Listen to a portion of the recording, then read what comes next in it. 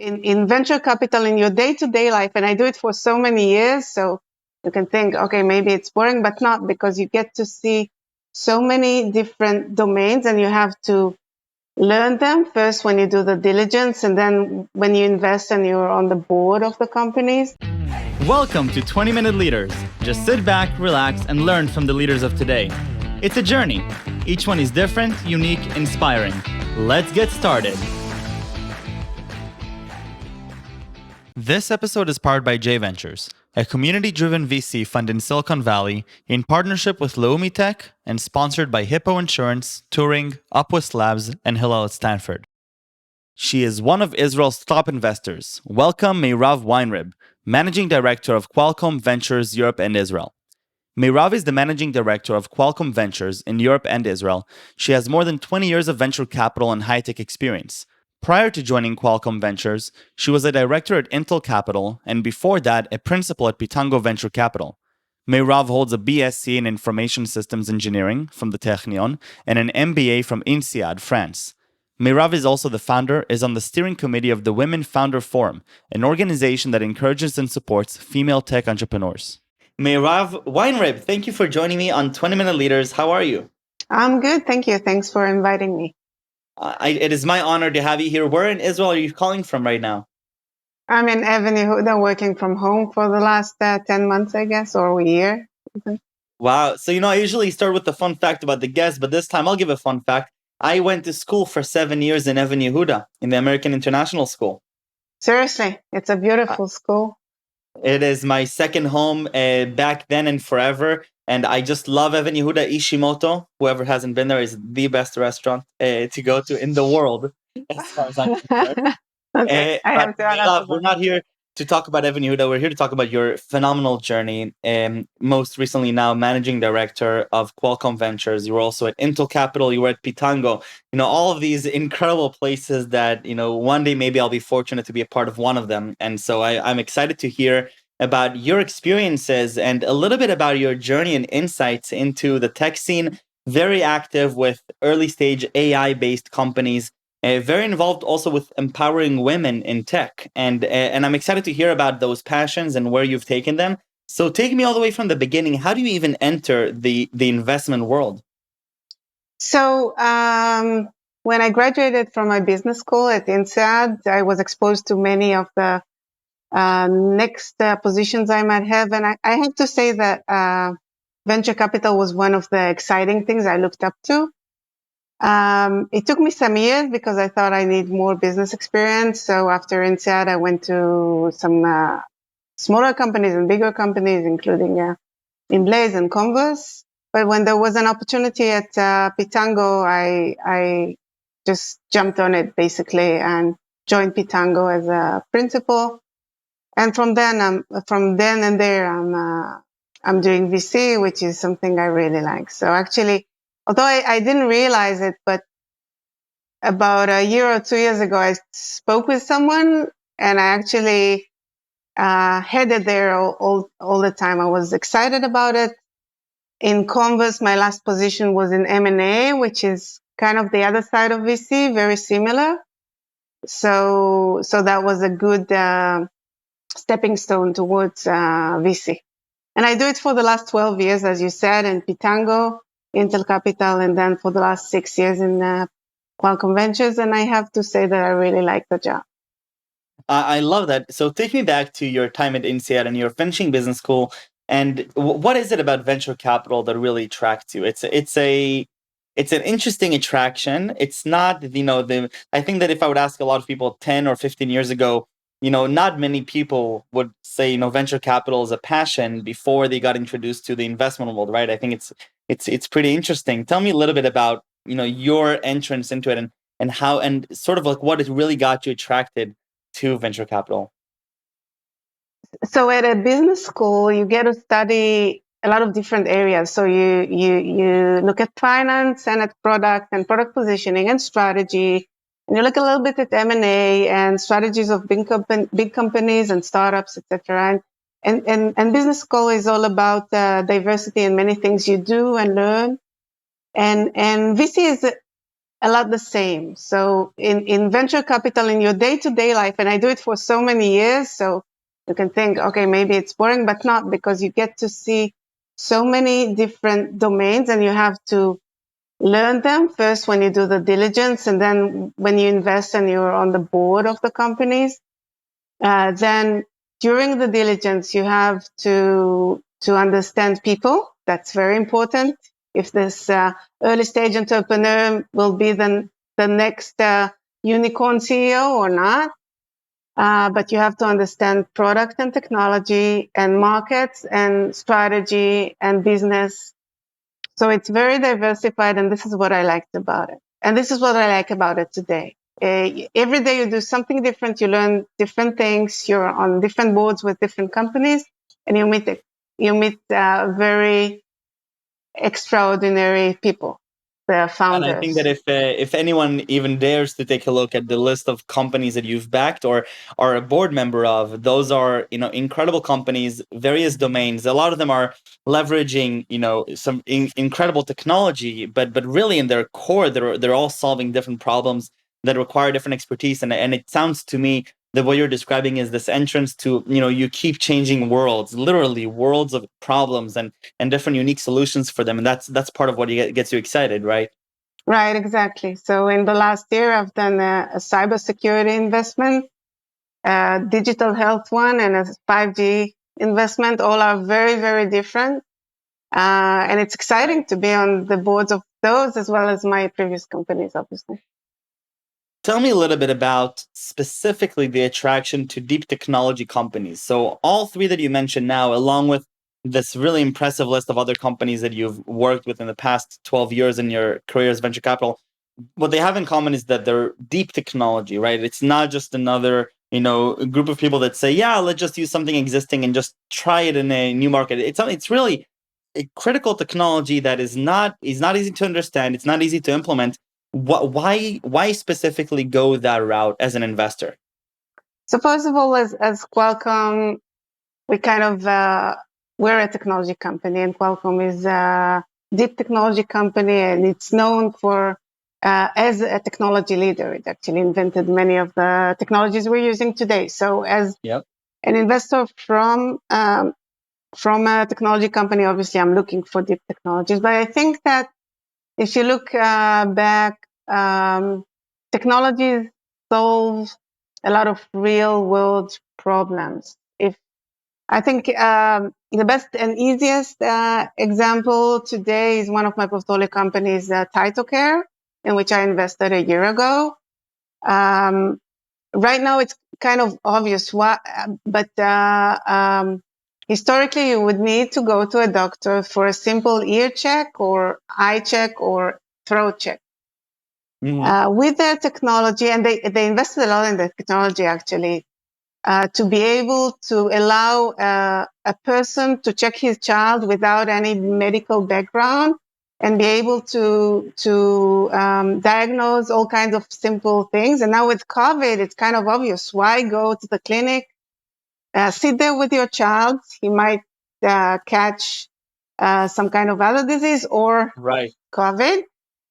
When you can do everything from home. Now, without the technology, this problem wouldn't have solved. And this is just one example from my portfolio. The rest is in cyber, obviously, you have to have very strong technologies because cyber always, every time you solve one issue, another comes up because the hackers never rest. That's why it's a great market. In communication, when every time there's a new generation, now everybody talks about 5G, but you think, why need a new generation? And then the next generation comes and all these amazing applications. So in 5G, we would probably see more VR and AR applications. It can't happen without this underlying technology. So technology is underlying a lot of revolutions in the world. And right now with COVID, I think it's always, we're not using Zoom, but Zoom is one of Qualcomm Ventures investment. Without Zoom, I don't know how the world would have looked in COVID. So all this in COVID, I think that technology really proved itself as something that could really, really help and change worlds. I don't know what my kids would have done without Zoom in the last year, and etc. So there are a lot of other examples.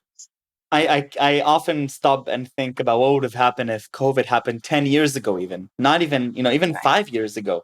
It's pretty mind-boggling, the timing and at the end also appreciating what we do have, and personally getting excited about what's to come and the acceleration. And I'm thinking, yes, it's a horrible what's happening, but I'm looking at digital health, and you mentioned that one of your deals this year was in digital health. And I get so excited by seeing so many incredible entrepreneurs working on these really meaningful problems and having somebody to talk to, because now you have the regulators that are stepping up and saying, yes, we need it. We actually don't have an alternative, so we welcome you. And we're willing to change processes to make it happen. A process that, many estimate would have taken a decade if it weren't, for something as substantial as COVID to happen. And I think that at the end, I'm just curious to read about the case studies of the acceleration from this time. Merav, tell me a little bit about your process as you're coming into to new technologies, to new entrepreneurs, getting to know them. What are some big blocks that are occupying your mind as you're going through that process of figuring out, are these people that I want to partner with? So really, you have the first 45 minutes to 1 hour meeting, and this is kind of, I have to say, if you talk to entrepreneurs, it's kind of unfair, but this first meeting, usually you would get the 45, now on Zoom it's 45 minutes, used to be an hour. You really need to understand as many things as you can. So people is the first one, but then the technology, two sides of it, how much it would change the world in one, how disruptive it is, but on the other hand, if it's doable at all. We met, especially as a deep tech investor, we're meeting some science projects that can take forever. There are some examples in the world of science projects that's still going on, got a lot of funding, but no product yet. So this is one thing you have to look at. And then during this first meeting, I would want to understand the size of the market, the competitive landscape, how disrupting it really is, how easy it is to copy the technology. This is, in a lot of cases, especially in consumer electronics, you have really innovative products, but it would be very easy to copy them once they're there in the market, and that's really important. I think I have to say that what I get most fascinated by and inspired by the work that you're doing and a lot of other venture capital investors is this ability to come into a meeting and to come into a place where you have people working for weeks and months iterating over it, and you have to make a decision pretty quickly about whether you buy into this, not just idea, but buy into this team with their technology, with the market, and it's putting all those pieces together, sometimes in a market that you're not an expert in, but having that ability to quickly absorb information and to process it, obviously sometimes making mistakes, sometimes missing a deal or taking a deal that we shouldn't have, but that's inspiring to me. That's because that's a true curiosity in my book, at least. Yeah, and maybe going to one of the tips, it's based on several meetings I had in the last weeks, and Zoom makes it even harder.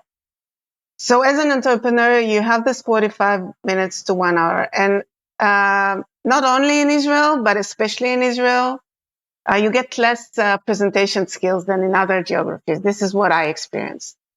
So on one hand, a good CEO doesn't have to be necessarily a good presenter. But when we see him for an hour, he or she has to be excellent in this 45 minutes. Really get us to get the message and really be concise and get all the messages we're looking for, because we're looking for so many things in this hour. Right. And in some cases, I'm seeing people that could be maybe good CEOs, but didn't practice enough on the pitch. And then they're missing out big time because we wouldn't even get to the next phase. Now, on one hand, you would say it's not fair. Maybe they're good CEOs. But the thing is that if they failed to present to us, we always think, okay, what would be next?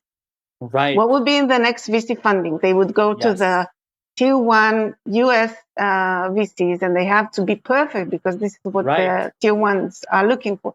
So maybe one tip, and it's very, very relevant to Israeli founders. Really, really learn your pitch. Go to practice it. There are very many people who can help you practice it. It's more important in some cases than the technology or other things. Right. I mean, technology is important, but you can have a great startup and a lousy pitch, and it's a pity. That's the thing. And it's kind of not fair, and I should be looking beyond the pitch, but this is what I'm getting in the first 45 minutes. And but it's really, really missing. It's really missing. I think that what's so important about this that you're articulating is that you can spend weeks and months perfecting this beautiful product, this beautiful technology, but at the end, just like they're meeting in front of you for 45 minutes, tomorrow they're going to be meeting with a VP R&D of this company they want to sell to, and they get 45 minutes again. And it doesn't matter how good their technology is if they're not able to convey it to the next investor in the Series A or Series B, or that VP that they have to sell to. So I take that to heart, and after this I'm going to go back and practice my own things, because I think that's completely relevant. Merav, I want to make sure we have enough time to also talk about your passions, and one of those passions is also empowering women in tech and a lot of other things that you're doing. So I'd love to hear a little bit about you. What really gets you excited in the day-to-day? Why are you excited about working with other women, and what do you do in the tech scene? So the Female Founders Forum is something I initiated with a partner around 5 years ago.